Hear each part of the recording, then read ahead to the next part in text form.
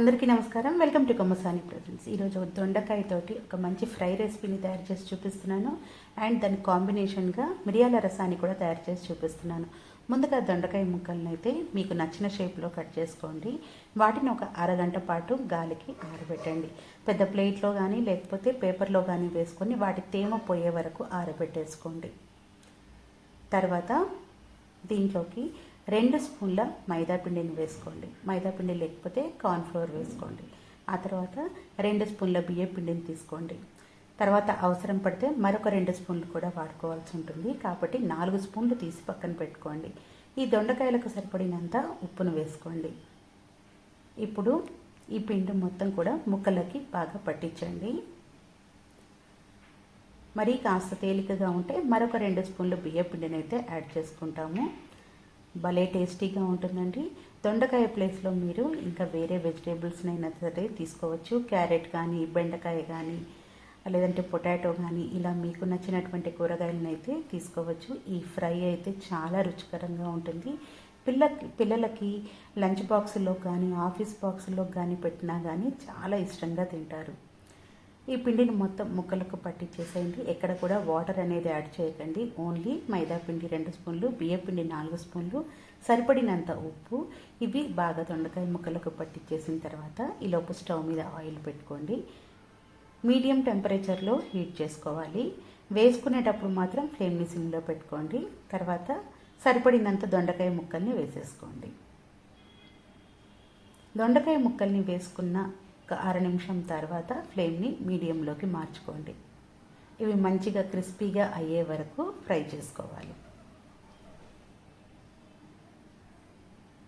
చాలా బాగుంటుందండి. పిల్లలు ఈ ఫ్రై తోటి మీరు ఎన్నిసార్లు రైస్ పెట్టినా కానీ నో అనకుండా తింటారు. అంటే కడుపు నిండినా కానీ వాళ్ళకి ఇంకా తినాలి అనే అయితే ఉంటుంది. అంత బాగుంటుంది. పిల్లలకి ఊరికే మీరు చిప్స్ లాగైనా ఇట్లా స్నాక్స్ లాగైనా సరే పెట్టుకోవచ్చు. దొండకాయ ఇష్టపడని వాళ్ళకు కూడా ఇలా తయారు చేసి పెట్టండి. చాలా ఇష్టంగా తింటారు.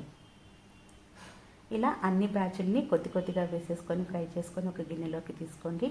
తర్వాత ఎక్స్ట్రా ఉన్నటువంటి ఆయిల్ని తీసేసి 1 స్పూన్ వరకు ఆయిల్ని ఉంచుకొని ముందుగా దాంట్లోకి కరివేపాకును వేసి వేయించేసుకోండి. అదే బాండీలో చేసుకోవచ్చు.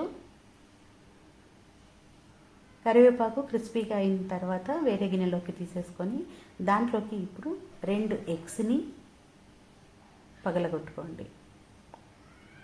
2 లేదా 3 వాడుకోవచ్చు. నేనైతే 2 యూస్ చేస్తున్నాను. బాండీకి ఉన్న ఆయిల్ సరిపోతుంది. లేదంటే 1 లేదా 2 స్పూన్ల ఆయిల్నైనా సరే వేసుకోవచ్చు. ఇవన్నిటిని నేను వేరే గిన్నెలోకి తీసుకున్నాను. మంచిగా క్రిస్పీగా ఉన్నాయండి. మీరు స్నాక్స్గా కూడా తినచ్చు. లేదంటే వీటిలో రైస్ యాడ్ చేసేసి దొండకాయ ఫ్రైడ్ రైస్గా కూడా చేసుకోవచ్చు. ఏ రకంగానైనా సరే ఉపయోగించుకోవచ్చు. రైస్లోకి కూడా బాగా కలుస్తుంది. తర్వాత దీంట్లోకి ఎగ్లోకి సరిపడినంత ఉప్పు, కారాన్ని వేసుకోండి. ఆల్రెడీ మనం దొండకాయల్లోకి సరిపడేంత ఉప్పు వేసుకున్నాం కాబట్టి కారం కాస్త ఎక్కువ వేసుకోండి. కర్రీలో కూడా పనికొస్తుంది. ఫ్లేమ్ని సిమ్లో పెట్టేసుకొని ఇవి మంచిగా తేమ అన్నది లేకుండా అయ్యేంత వరకు ఫ్రై చేసుకుంటూ ఉండాలి. ఎగ్ లేకుండా నార్మల్గా మనం ఇందాక వేయించుకున్నదైనా సరే అలాగే కూడా తినేయచ్చు. ఈ ఎగ్ కాంబినేషన్లో చేయడం వల్ల మరింత రుచికరంగా ఉంటుంది, టేస్టీగా ఉంటుంది. సో నేను దీంట్లోకి ఇప్పుడు 2 స్పూన్లు లేదా 1 స్పూన్ వరకు ఆయిల్ని యాడ్ చేస్తున్నాను. కొంచెం మనకి ఇవి తేమ లేకుండా ఫ్రై అవడం కోసం ఆయిల్ని యాడ్ చేస్తున్నాను.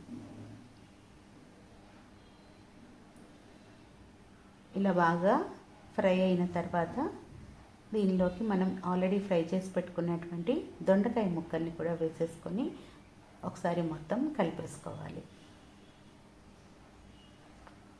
అంతేనండి. చాలా సింపుల్గా మనకి ఈ దొండకాయ ఎగ్ ఫ్రై అయితే తయారైపోతుందండి.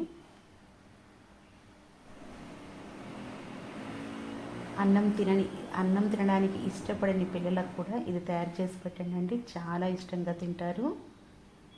సో దీనికి కాంబినేషన్గా నేనైతే మిరియాల రసాన్ని కూడా తయారు చేసి చూపిస్తున్నాను. ఈ రెండింటి కాంబినేషన్ చాలా బాగుంటుంది.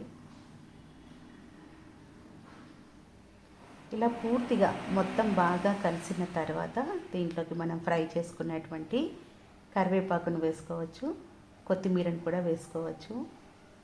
సో ఇలా ఫ్రైని తయారు చేసుకొని పక్కన పెట్టేసుకోండి. ఇప్పుడు మిరియాల రసం కోసం మిరియాలు, వెల్లుల్లి, జీలకర్ర, చిన్న అల్లం ముక్కను తీసుకొని రోట్లో వేసుకొని దంచుకోవాలి.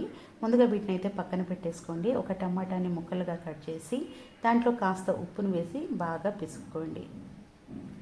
అలా వాటర్గా బయటకు వచ్చే వరకు బాగా చేతులతోటి పిసికేసిన తర్వాత ఇప్పుడు స్టవ్ మీద గిన్నెను పెట్టుకొని 2 టేబుల్ స్పూన్ల వరకు ఆయిల్ వేసుకున్న తర్వాత దీనిలోకి ఎండుమిర్చి, ఆవాలు, జీలకర్రను వేసుకొని ఫ్రై చేయండి.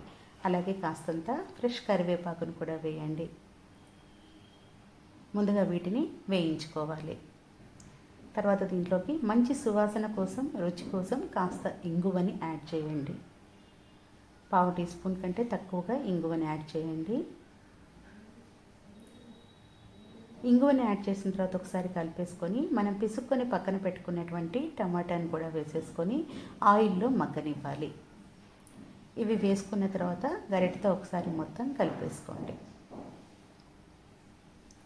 ఈ టమాటా మగ్గే లోపల మనము ఇంతకుముందు రెడీ చేసి పెట్టుకున్నటువంటి మిరియాలు, వెల్లుల్లి, జీలకర్ర, అల్లం ముక్కని రోట్లో వేసేసి కచాపచాగా దంచేసుకోవాలి. ఇది అప్పటికప్పుడు దంచి వేసుకోవడం వల్ల రసానికి మరింత రుచి అనేది వస్తుందండి. ఏ సీజన్కైనా సరే చాలా బాగుంటుంది టేస్ట్. టమాటా మగ్గిన తర్వాత దంచుకునేటువంటి మిరియాలు, వెల్లుల్లి, అల్లం వీటిని గిన్నెలోకి వేసేసుకొని ఒకసారి కలిపేసుకోండి. దీంట్లోకి ఇప్పుడు తగినంత పసుపును వేసేసుకోండి. పసుపును వేసుకున్న తర్వాత మీడియం సైజు నిమ్మకాయంత సైజు చింతపండును ముందుగానే నానబెట్టుకొని ఇప్పుడు రసాన్ని తీసేసి గిన్నెలోకి వేసుకోండి.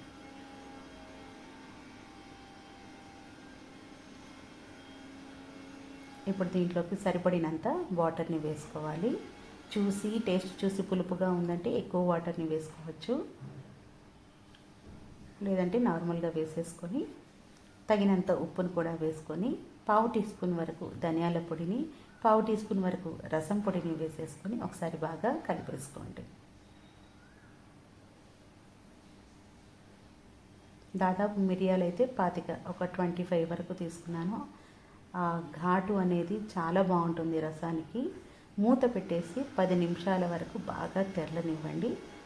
తెరిలిన తర్వాత మనకి రసం అయిపోయినట్టే. లాస్ట్లో ఒక చిన్న బెల్లం ముక్కను వేసుకోండి. మనకు టేస్ట్లన్నీ కూడా బ్యాలెన్స్ అయిపోతాయి. వేడివేడి అన్నంలోకి ఈ రసము తయారు చేసుకునేటువంటి ఫ్రై తోటి సర్వ్ చేశారు అని అంటే చాలా ఇష్టంగా తింటారు. మీకు ఎలా వచ్చిందో ఒకసారి మీరు ట్రై చేయండి. మీకు ఎలా వచ్చిందో కమెంట్ చేయండి. తప్పకుండా నా ఛానల్ని సబ్స్క్రైబ్ చేసుకోండి. మీరు ఒకవేళ ఇంతకుముందు దొండకాయ లాంటి ఫ్రైని తయారు చేస్తుంటే తప్పకుండా కమెంట్ చేయండి. Thank you for watching.